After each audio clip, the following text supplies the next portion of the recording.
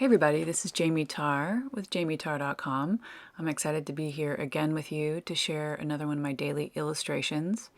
This time I was inspired by a woman dressed up for the festivities of the Dia De Los Muertos event that usually happens around November 1st each year, and it is a celebration in many towns and cities in Mexico to recognize and send love to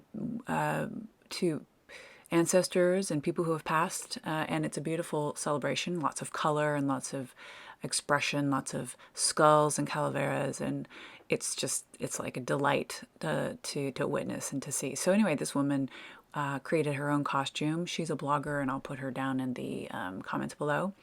I found her captivating, and I liked how she interpreted the dress, so I decided to draw her and talk about details. I thought, let's just go for it. And halfway through, I thought, what am I doing? This is too much. But it was really an experiment, and it was fun. And so I tried to basically lay down the color, get sort of the details in place. I wanted to make sure that at least it sort of looked similar to her. I think that some of it was successful. I think some of it was not perfectly. But you know, that's all what this is all about. Daily illustration, daily practice, and just trying new things and pushing yourself a little by a little. I'm showing you these a lot of the times to show you that you don't need to be perfect. You know, you just need to try. And so yeah. So I wanted to, I think once you lay down the highlights, a lot of the light, you know, the sort of rhinestones here, it's going to start to help it pop.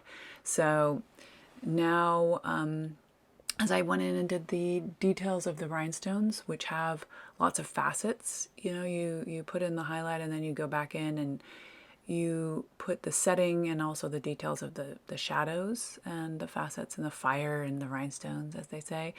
And so that helps. Then went back in and did some of the gigantic flowers on the sides of her head, and those are, I wanted to sort of give them more an artistic take. I didn't really want to go in and make them photorealist.